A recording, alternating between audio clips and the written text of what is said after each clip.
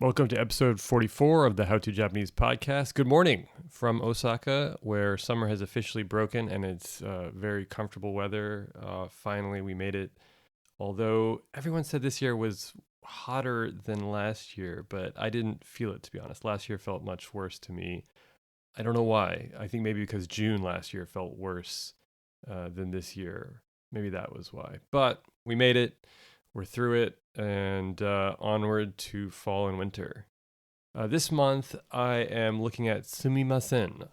Not your standard sumimasen. I was watching this TikTok that went viral this month. It has over, I think, it's close to 8 million views at the time of this recording and over 1 million likes. It's by Brian Nothling, who went extremely viral back in May for his hoisin sauce dance, where he realizes he buys hoisin sauce every time he goes to the store, and he has like 4 or 5 bottles of hoisin sauce in his refrigerator, and he made a little dance to it that went a little bit viral, and people ended up using for their own videos back in the spring. And recently, though, he did a video that went even more viral about the color of multiplication tables, basically the synesthesia of multiplication tables, and it's really funny. It's worth watching.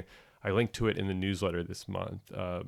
But I think a lot of what he says makes sense. It's kind of funny, but it's one of those things that you don't really think about that much, but kind of we all have on a certain level, maybe to some to greater degrees than others. This what colors we associate with specific numbers and words and things like that.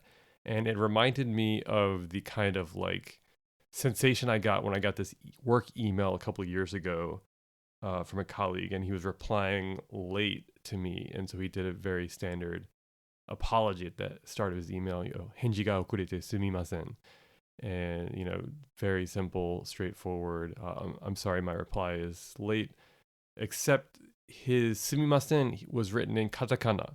And I think that was probably the first time I had seen that. I don't think it's that unusual to write it that way, but it was the first time I had seen that, and it kind of made me go, kind of head tilt in a way that I was kind of responding to how that sumimasen visually looked to me, and that reminded me of this kind of synesthesia of multiplication tables, reminded me of this experience, seeing that sumimasen, usually hiragana much more curved, relaxed, katakana more kind of edgy, angular, and to see that sumimasen written that way was very striking to me. And I assumed that it was just kind of providing emphasis, that he was, kind of emphasizing how apologetic he was, that he wanted to draw attention to it. It stands out in that sentence because all the rest of the characters are kanji and hiragana, and so visually it stands out that way. Draws attention to itself. And you see this also, that's not the only word that works that way. You see this with hontoni, often gets written in katakana, and when it does, it drops that final u sound. I saw this on a drama recently that I was watching, and if you Google it, hontoni arigatou gozaimasu, just honto, honto, not that final u, in katakana, it gets 298,000 hits. If you add the u in, the hontou ni, the long vowel, in katakana only gets 4,330 hits. So you can tell that when people are using this written expression in katakana, writing hontou ni in katakana, it is much more frequent without that long vowel. Although if you search in hiragana, the results are much closer. With the vowel, the shortened form still gets more. It gets 598,000, and then with the vowel, the extended vowel gets 464,000, which suggests, I think, that it's not purely visual here. But I think in katakana, writing it without the u is very much more visually appealing. That hontoni, and I think also interesting that the hontoni, the katakana version, is much less frequent. So there's something going on there. There's a reason why people are using it.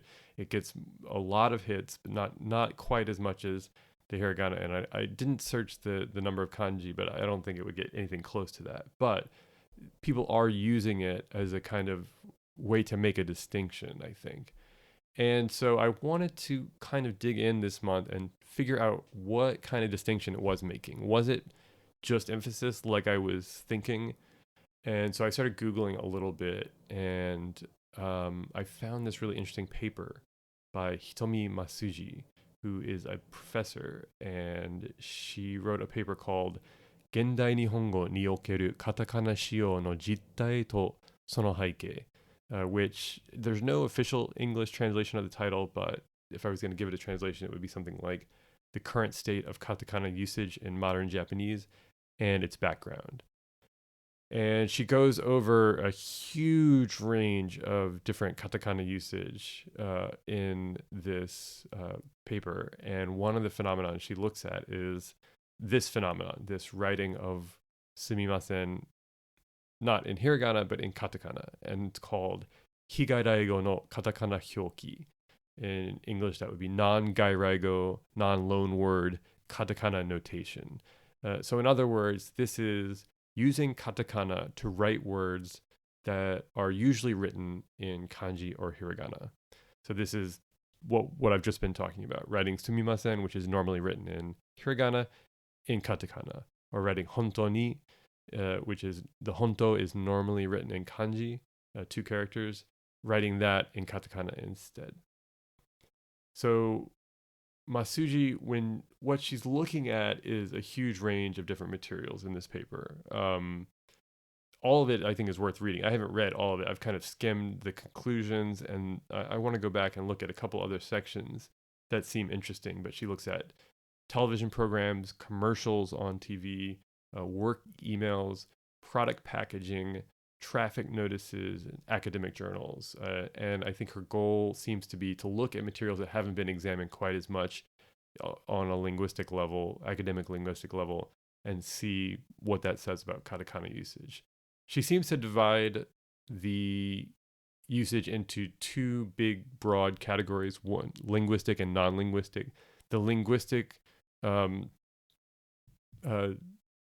reasons for this non-gairaigo katakana notation seems to be mostly this term called maibotsu kaihi, so avoiding being absorbed. Maibotsu means buried or kind of submerged, absorbed. Kaihi means to avoid. And so this is when a word gets set off in katakana to kind of distinguish it from something around it. So a kanji word would get distinguished so it doesn't get sucked into this whole big massive kanji around it. And then same with hiragana. If there's a hiragana word that you want to set off from the words around it, you could put it into katakana.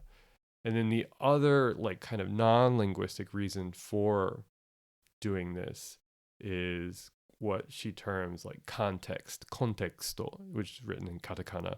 And she kind of, the other phrase that I thought that was really interesting was nuance no bichose. So fine tuning the nuance. Chose is to adjust something, and you put the prefix bi, which is the one of the characters that gets used for small microscope. I think I can't remember the word for microscope, but it gets used in that. And bichose, so fine tuning, nuance no bichose. And this is where she looks specifically at the sumimasen. And the other word that she's looking at in this case is yoroshiku, which she also finds written in katakana quite often.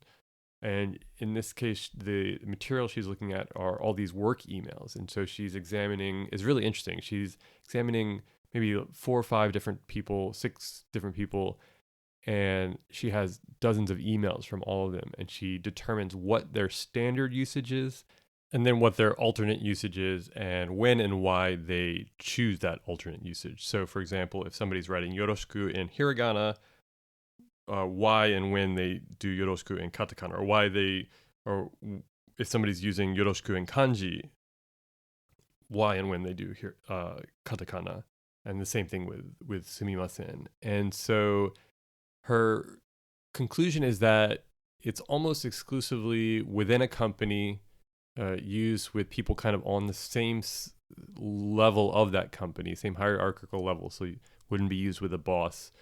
And it was often used as a measure of positive politeness strategy, is what she calls it. And it's so if somebody, for example, is going to place a burden on someone else, then they would, as a measure of politeness, choose to convey that in by putting their sumimasen or their yoroshiku in katakana. And so it's a signifier, it's a politeness signifier that's being, people are using kind of actively deciding to use in order to be more polite in a certain situation.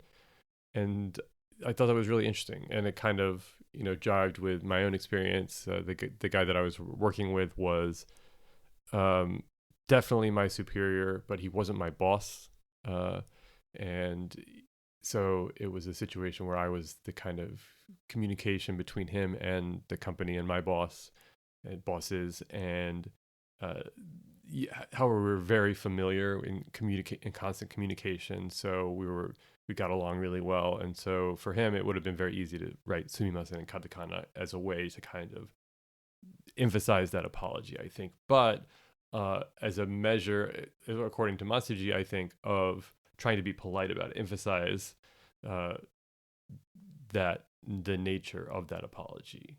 So I thought that was really interesting. And more recently, I saw it in a work chat. Somebody said "yoko kara sumimasen," which is a very standard kind of way to kind of insert yourself into a conversation, either on a chat or on an email, or even I think you could probably say it in an actual conversation. Literally, it means apologies for kind of coming in from the side, and so here again, it was amongst coworkers. There wasn't really a hierarchy, and so it was okay to use. So yeah, that's the one thing. I think this is okay to incorporate into your own usage. Just something to be aware of is the fact that you wouldn't want to use this with a superior, I think, and you wouldn't want to use this all the time. It's good to kind of break out if there's a certain specific meaning that you needed to convey. And then that also reminded me of another way to kind of adjust your sumimasen. And I don't remember where exactly I first encountered this. Maybe it was in a manga. That wouldn't surprise me, especially if it was something like Higashimura Akiko's Kaku Kaku Shikajika manga, her non-fictional manga about growing up and becoming an artist. And that alternate sumimasen is zubibazen, which is the way that sumimasen might get pronounced if somebody was sobbing while they were trying to say sumimasen. And I Googled around for this, but couldn't find any kind of like explanations. Definitely no like academic articles about it, and not even really like a blog post explaining it. And that could just be because there are so many hits that are the actual usage of the term, either in social media or on other websites or something. Or it could just be the lack of content explaining it. I don't know what it would be, but if you look on Twitter, it becomes apparent pretty quickly. I think Twitter, unfortunately, it really has gone to the dogs in the last year, but for better or worse, it's still a great place to look for Japanese language examples because the user base is so large in Japan and they're so active that it's an interesting place to find language examples. And just because it's one of I don't think with the new ones you can search on all of them yet, and definitely not for specific language terms. And also the ones that you can search aren't very fast. I think Mastodon would probably be the other good example that has a really active community. Going on a little bit of a side tangent here, the Mastodon community in Japan, I think, is really interesting. I'm still on the .jp usage, which I know is not great. I haven't looked into why it's not great, to be honest. I know it's maybe crypto adjacent or something like that.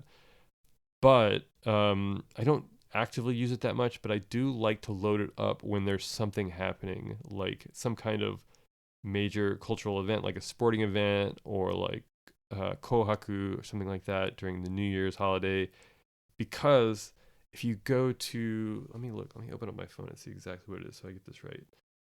If you open up the app and you go to you search on the magnifying glass, you get options along the top that are posts, hashtag, news, community, and for you. If you press the community, I don't know where these tweets are generating from, but I assume it's from the instance that you're on. So for me, that's the .jp usage. I wonder if there's some kind of geographical feature here, but it really is this kind of like raw stream of the Japan experience for me in my case. So I can recommend the .jp usage for that alone, or potentially if you're in Japan on another usage, just try loading up your community tab to see what that gives you. But especially around collective events, you're getting all these people reacting to the same thing. And I think it was a sporting event or something like that that I littered up recently that I wanted to check out. But I didn't really look too much for examples on Mastodon, but it might be the next best place to look for. But on Twitter, Zubibasen has some excellent examples. So if you search on that, it quickly becomes apparent exactly what it means, because you see it's being used in all these apologies, and you get all these like sobbing face emojis and emoticons right next to it.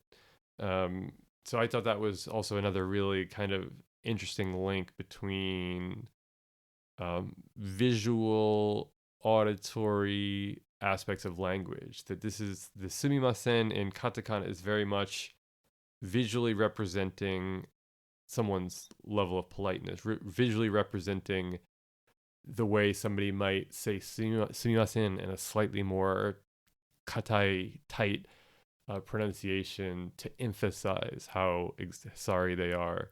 And it's a way to do that visually while communicating with somebody without that auditory aspect of the language, right? Which is so interesting because language does exist independent of the written script, which is very kind of this difficult idea to wrap your brain around sometimes. But here, in the other case, Zubibazen is also very visually interesting in that it's got the zu, bi, ba, zen. It's got the 10 over the first four characters, and then the which, oh man, you kind of want to put the 10 over it, don't you? But I guess you can't.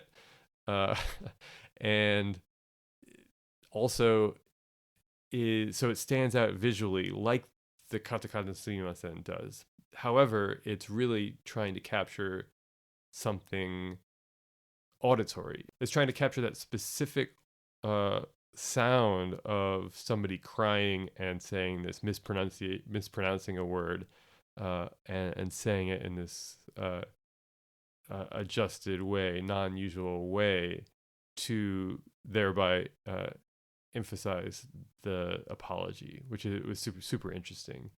And the example I found that I took a screenshot of and put on the How to Japanese website, so check out the blog post for a look at that, is this mother who I think her intention was to not drink until her children's sports day, and then after that she would kind of like celebrate by having a beer.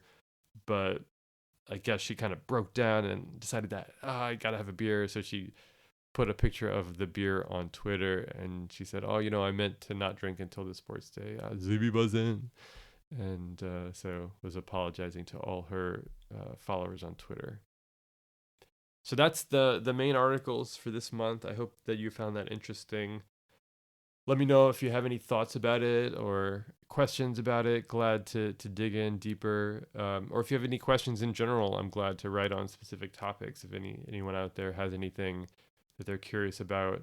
I want to apologize to the commenters on last month's newsletter. I had one really good comment the commenter described the conjunction sorega in English as plot twist, which I think is a really nice way to capture how sorega should feel when you use it in Japanese. I think you really need to kind of to understand the difference between sorega and then a standard kind of gyakusetsu conjunction like shikashi or demo or tokoro ga, because we use that ga so much as a gyakusetsu.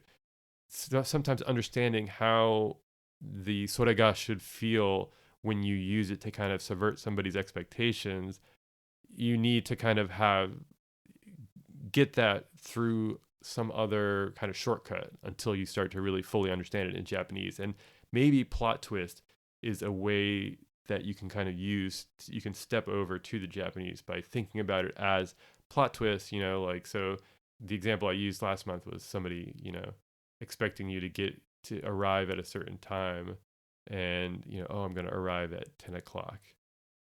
Are you going to arrive at 10 o'clock? And so this expectation is built through whatever the conversation between these two people that somebody's going to arrive at 10 o'clock. And so somebody messages and says, oh, are you going to arrive at 10 o'clock? You say, plot twist, the train's running late, so I won't arrive until, 11. And that kind of, yes, that was the plan. However, something went wrong. Yes, that was what was we that was our understanding, but this, so I was unable to something like that, or something happened, some kind of, some understanding, collective understanding went differently. So it's a pretty specific context, but yeah, the plot twist is an interesting way to think about that.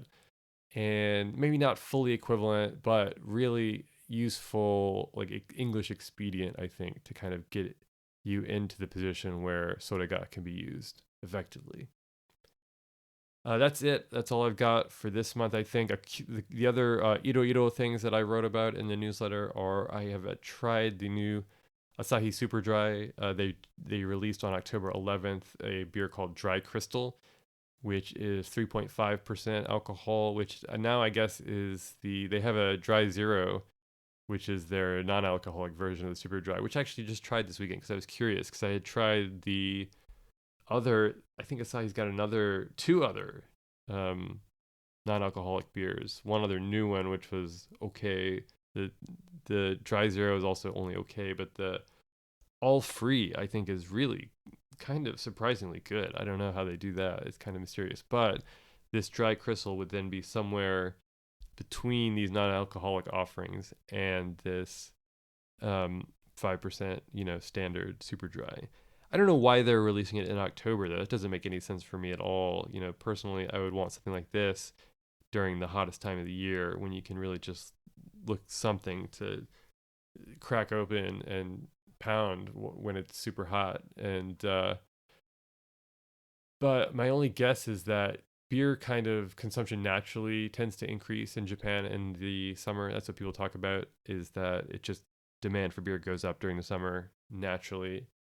And so maybe they need something to drive interest for consumers outside of that standard season. So maybe it's just a total novelty factor, just completely trying to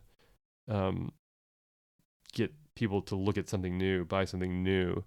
Or do they see this as a kind of larger shift in the market, and maybe it's been in the works for a little bit longer, and this is, if so if it was novelty, I'd expect it to be off the shelves pretty soon. If it is a kind of view shift that the market in Japan is fundamentally changing, the appetite for standard level alcohol beers is decreasing, the appetite for lower percentage alcohol beverages is increasing, then we'd expect to see it on shelves a lot longer. And maybe, you do see the lower alcohol chuhais, although at the same time you see the strong zeros, which are just, I don't think I've had one yet, to be honest. I've been a little bit too scared, but the horoyois are very nice, like 3% chuhais that are super easy to drink. So maybe this is Asahi kind of trying to more permanently shift their approach with beer. We'll have to see. And one other thing that I point out this month is that Matt Alt had a really excellent interview with Alfred Birnbaum, Murakami's first translator. And I've talked about him a lot during the Murakami podcast, and have written a lot about his translations. And Matt's pretty close with him and has a really interesting interview that I cannot recommend highly enough. It's absolutely worth a read, especially if you're interested in Murakami. But even if you're not, he's had such an interesting life. And so, yeah, go check that out. I linked it on the newsletter at the very bottom. And yeah, that's all I've got for you this month. Hope y'all are doing well. And yeah, let me know if you have any questions, any confusions. I'd be glad to help clear up. Otherwise, それでは。